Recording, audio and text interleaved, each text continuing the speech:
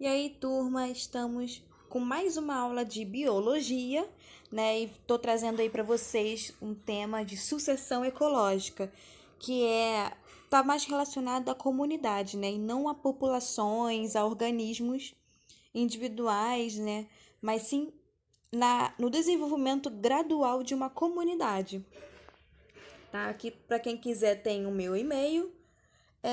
E o que é uma sucessão ecológica? Né? Sucessão ecológica é o processo de evolução das comunidades ao longo do tempo, levando ao estabelecimento de uma comunidade complexa e estável. Nada mais é que o desenvolvimento, né, de um ecossistema gradualmente até atingir uma homeostase, né, um equilíbrio, uma maturidade, né, que está relativa aí com as condições ambientais. Vamos para o próximo. Na sucessão ecológica, nós temos dois tipos, né? Temos duas classificações: sucessão primária, sucessão secundária. Então, nós vamos ver primeiro o que é uma sucessão primária, né? Inicia-se em uma área onde anteriormente não existiam seres vivos. Gente, sucessão primária está relacionada a uma área em que nunca foi ocupada antes por seres vivos. Né? Isso pode ser uma rocha, pode ser dunas, ilhas vulcânicas, né? Às vezes teve ali uma erupção que formou uma rocha de lavas de vulcão, né? E aí esse lugar nunca foi habitado antes. Lagos recém-formados também acontece sucessão primária em meios aquáticos, tá? E nós vamos entender tudo isso. E na sucessão secundária, inicia-se em uma área na qual anteriormente existiam seres vivos. Então, geralmente, é quando já havia uma comunidade ali instalada, por algum motivo essa comunidade, esses seres vivos, sumiram, né? E precisa novamente crescer ali de novo esses seres vivos. Por exemplo, uma área que foi queimada, né, destruiu a biodiversidade que estava no lugar, mas vai acontecer uma sucessão secundária. Novamente vai acontecer de uma forma gradual o aparecimento de seres vivos e a biodiversidade vai aumentando aos poucos. Então, sucessão secundária acontece em zonas árdidas, em campos abandonados, em zonas alagadas. Então, aqui temos alguns exemplos de sucessão secundária. Aqui, para ilustrar para vocês, né, temos aqui, voltamos a falar de sucessão ecológica primária. Então, por exemplo, um ambiente que nunca foi ocupado antes, né, nós estamos aqui representando pela letra A. A chuva e o vento desintegram a rocha. Então, aqui começam a aparecer os primeiros seres vivos. Geralmente são líquens, tá? Geralmente são sempre líquens. Então, aqui, espécies pioneiras como líquens instalam-se e modificam a rocha, iniciando a formação do solo. O que aconteceu aqui, gente? Geralmente é um lugar que não tem muitos recursos, tá? Que não tem muitos recursos. E aí vem espécies que são menos complexas, precisam de pouco para sobreviver, como os líquens, e se instalam nesses lugares. Os líquens vão começar a modificar esse ambiente, começar a modificar o solo, os nutrientes do solo, começar a modificar o pH do solo, vai preparar melhor esse ambiente para outras espécies chegarem e ocupar esse lugar. Os líquens podem aparecer aqui pelo vento, por exemplo, tá? Aí aqui nesse estágio C, outras plantas começam a instalar-se e a espessura do solo aumenta. Né? O solo vai estar aí com mais nutrientes, mais preparado, vai vir alguns gramíneas, né? Que são gramas de jardim, esses matos que vocês veem, né? Gramíneas, musgos começam a aparecer, né? e arbustos também. Então, aqui na fase C e D, nós temos algo mais intermediário, né? Aqui, gramíneas e arbustos conseguem se instalar, né? Conforme esse solo vai se modificando, ganhando mais nutrientes. Então, aqui, ó, já temos aqui um solo mais preparado. E aí, então, vai surgindo outras espécies, né? Vai surgindo árvores maiores, vai surgindo mamíferos, né? Aqui no C e D podemos já observar insetos nesses lugares. Na letra E já começa a surgir aves, mamíferos, pequenos roedores, né? E aqui nós dizemos que a comunidade chegou em um equilíbrio, chegou ao clímax, né, com o meio ambiente. A biodiversidade aqui está muito grande, está alta. Então, aqui nós vemos uma evolução, né, na sucessão primária. Aqui é uma linha, isso aqui, gente, é uma linha relacionada ao tempo. Não acontece em questão de dias, não acontece em questão de um ano. Às vezes leva 50 anos para acontecer, 50, 70 anos. Para chegar, né, num estágio de clímax. Então aqui, olha, rochas expostas, aí chegam os líquens, chegam os musgos, vai começar a surgir gramíneas, plantas herbáceas e arbustos, árvores mais jovens, árvores adultas e árvores, né, de grande porte, e a variação, né, a biodiversidade de árvores começa a aumentar nessa região. Então, olha só, numa sucessão a gente observa o aumento da biodiversidade, aumento da complexidade de teias alimentares.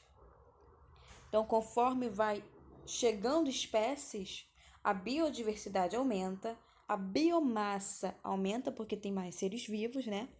E as teias alimentares ficam mais complexas. Então, numa comunidade clímax, já vai ter muitos seres vivos, um dependendo do outro aí para sobreviver. Cada um dentro de sua cadeia alimentar que vai formando as teias. Sucessão secundária é quando havia já uma comunidade ali instalada e por algum motivo ela foi retirada, né?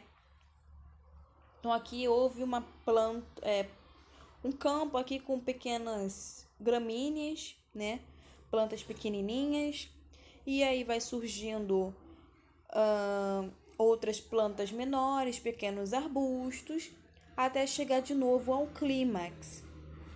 Reparem agora que na sucessão secundária eu incluí as gramíneas, né, como espécies que chegam primeiro. Então, na sucessão secundária nem sempre são os líquens. Então, aqui, olha, e aqui vocês observam a linha do tempo, né? Aqui nós temos em torno de 1 ano, 2 anos, 3 anos, 25 a 100 anos. Então, isso aqui é um aumento gradual que demora. Não leva, não é rapidinho, né? Nós temos fases de comunidades, né? Por exemplo, aqui nós temos uma fase, aqui nós temos outra fase, aqui nós temos outra fase. E nós vamos dar nomezinhos. Aquelas comunidades que chegam primeiro, né? Os seres vivos que vão chegando primeiro, a gente chama de comunidade pioneira ou ESSESI. Os dois nomes aparecem com bastante frequência em vestibular. Então, comunidade pioneira ou ESSESI, a gente está falando aí em relação aos líquens, né? Os primeiros organismos a chegar no local. Na comunidade intermediária, que são aí já arbustos, insetos, né? Então, a gente vai ter dois nomezinhos também. Comunidade intermediária ou série. Gente, aqui tem um I. Série é outra coisa que eu já vou explicar para vocês. É série. S-E-R-E. Série. Comunidade intermediária ou série, tá? Tira esse I aqui. Comunidade clímax, que é o último estágio, né? Onde tá tudo em equilíbrio, um aumento da biodiversidade, aumento da biomassa. Então, acontece ali uma homeostase. Então, aqui algumas características da comunidade pioneira ou ESSESI. As espécies capazes de iniciar uma sucessão são espécies, né, capazes de iniciar uma sucessão ecológica. São aquelas que geralmente não precisam de muito para sobreviver. Espécies de pequeno porte e de desenvolvimento rápido. São espécies simples, porém são resistentes, né? Resistentes a ambientes em que não há muitos nutrientes no solo, por exemplo. Criam condições, isso aqui talvez é o tópico mais importante. Criam condições para aparecimento e instalação das comunidades seguintes. Então, eles preparam o ambiente para outros seres vivos mais complexos surgirem ali. Exemplo, líquens, musgos, gramíneas, tá? Mas os primeiros mesmo são líquens, chegam os musgos e gramíneas. Mas isso tudo faz parte aí da essese. Gramíneas aparece mais quando se tem uma sucessão secundária. Então aqui, né, botei exemplos de comunidade pioneira. Para quem não sabe o que é o líquen, tá aqui, olha. Líquens, né? É a associação de algas e fungos, geralmente encontrado aí em troncos de árvores, na sua maioria verde, porém tem outras espécies de líquens que são vermelhas, mas isso daí são em ambientes mais limpos, né, sem muita poluição. O que a gente vê mais por aí é esse verdinho mesmo. E os musgos, né, que são plantas bem simples, que não precisam de muito para sua sobrevivência. Musgos aí faz parte das pteridófitas, né? Então, eles são exemplos aí de uma comunidade pioneira, os que vêm primeiro. Comunidade intermediária ou série. Instalação de organismos mais complexos que os pioneiros, né? Arbustos, ervas, roedores, insetos. Maior sobreamento e retenção de umidade, é o que eles vão começar a fazer ao se instalar no ambiente, né? Vão começar a reter umidade, vai deixar sombras nos lugares, né? O sol não vai bater diretamente no solo, aumento da biodiversidade biológica e de nichos ecológicos, né? Vai aumentar. Diminuição da produção primária líquida em função do maior gasto da matéria orgânica. Isso aqui é uma coisa que a gente vai ver no final, mas guardem a produção primária, tá? Produção primária líquida. Vocês vão ver mais pra frente sobre isso que eu vou explicar para vocês. Então aqui nós temos exemplos, né? Aqui numa área de deserto e aqui numa área com mais arbustos, mais gramíneas, né? Aqui eu botei umas formiguinhas, borboleta, né? Para simbolizar aí uma comunidade com mais vida. E, gente, esqueci de falar que numa comunidade aquática, os pioneiros, né? Os organismos pioneiros numa comunidade aquática são algas microscópicas, fitoplânctons no geral, tá? Porque a sucessão ecológica também acontece no meio aquático. E nós temos aí a comunidade clímax, né, onde tudo está equilibrado. Então, é aqui a última comunidade a se instalar. Grande quantidade de biomassa, porque aumenta, né, a quantidade de seres vivos. Aumento da diversidade biológica, biodiversidade, e de nichos ecológicos, com predomínio de espécies mais complexas, né, aquelas que são mais exigentes para sobreviver. O crescimento começa a ficar um pouco mais lento, né? Que elas começam a atingir uma estabilidade. São espécies mais exigentes e permanecem durante muito tempo, né? A não ser que alguém, por ação antrópica, queime ou desmate esse lugar, elas ficam por ali por muitos e muitos anos. Caracterizam-se por atingir o equilíbrio. Então aqui, olha só, uma comunidade clímax, que são as famosas florestas, né? Que vocês veem uma complexidade. Tem aqui uma floresta bem fechada, né? Aqui nós temos já uma outra comunidade de clímax, que já tem bem mais. Vocês notam até um aumento das árvores, né? Aparecem aí topos de árvores, então tem uma comunidade muito mais complexa, equilibrada nesse estágio.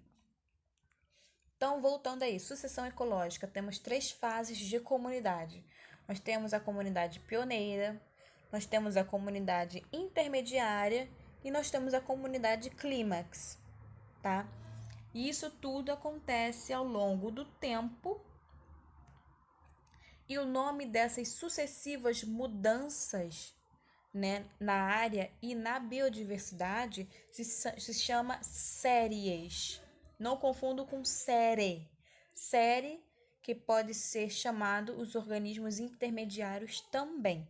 Série é os organismos intermediários. Séries são as sucessivas mudanças que acontecem em um determinado local de sucessão ecológica. Vamos lá. A sucessão secundária desenvolve-se mais rapidamente do que a primária, uma vez que permanece no solo alguns organismos e sementes que tornam o substrato mais favorável a uma colonização, tá? Isso aqui é importante anotar também. Sucessão ecológica atinge o equilíbrio um pouco mais rápido do que a sucessão primária. Aqui nós temos um exemplo, né, de sucessão secundária. Um exemplo aqui onde havia um bosque, uma comunidade clímax, e por ação antrópica esse bosque foi cortado por agricultores para formar aí uma agricultura. Então houve aqui um desmatamento por ação do homem. Por algum motivo houve o abandono dessa área.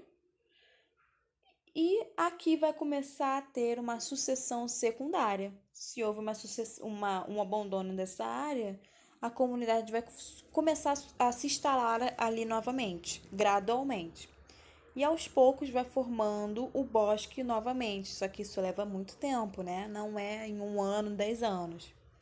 Leva em torno de 70 anos, né? Demora.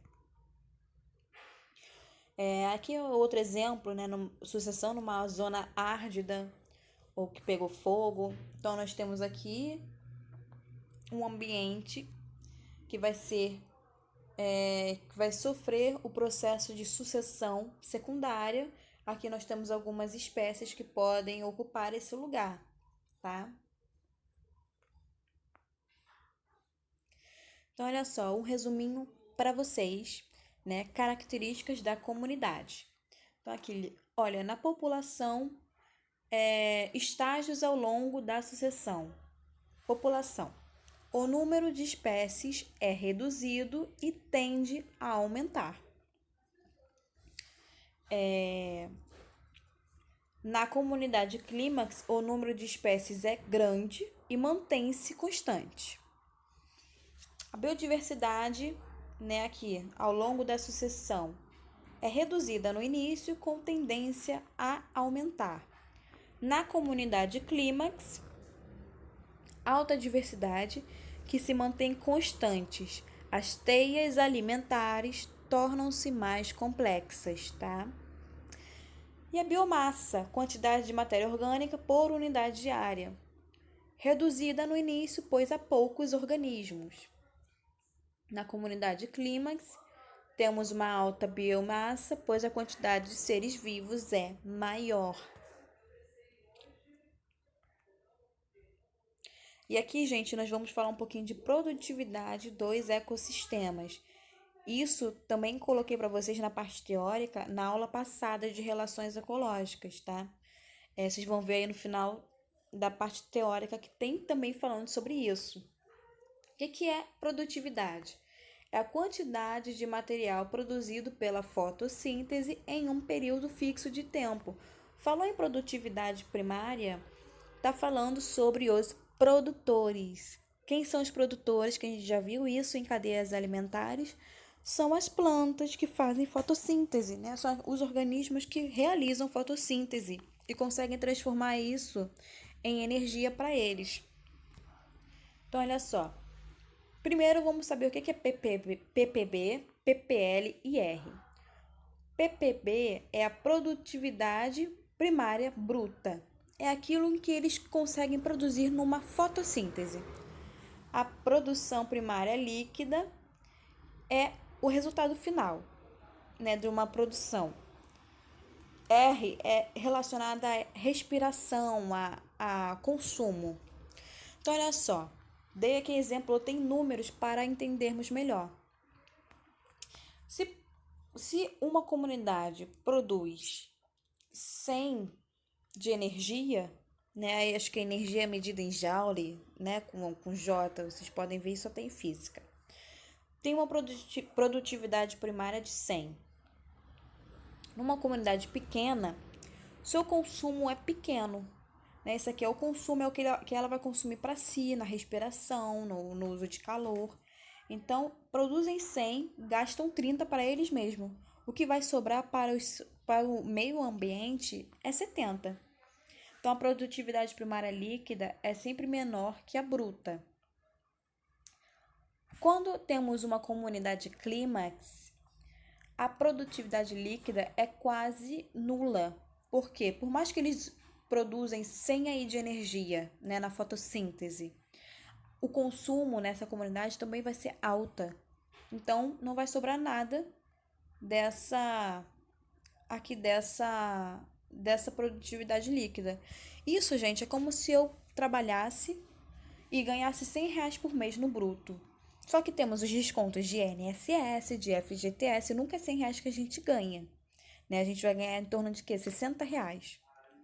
Na carteira está assinado R$ 100, mas na minha conta ali eu vou receber apenas 60.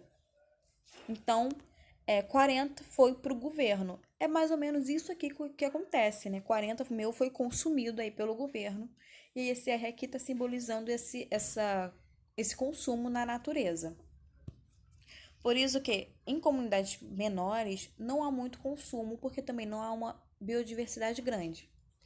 Mas uma comunidade grande também vai haver um consumo grande, enorme. Por isso que é quase nulo, não vai sobrar muita coisa, tá? Só para a gente entender melhor, na ESSESI, comunidade pioneira, biodiversidade é baixa, no clímax é alta. Biomassa na ESSESI é mínima, no clímax é a máxima. PPL, produtividade primária líquida, é alta, no clímax é nula. Então, aqui, né, produtividade primária líquida é igual aqui a produtividade primária bruta, fotossíntese, produção, menos a respiração, menos o consumo deles, tá bom? Então é isso, gente. Sobre sucessão ecológica, tá? Cai bastante vestibular e anotem tudo que eu for falando aí, tá? Qualquer coisa, voltem um vídeo, deem uma parada, tá bom? Bons estudos, pessoal!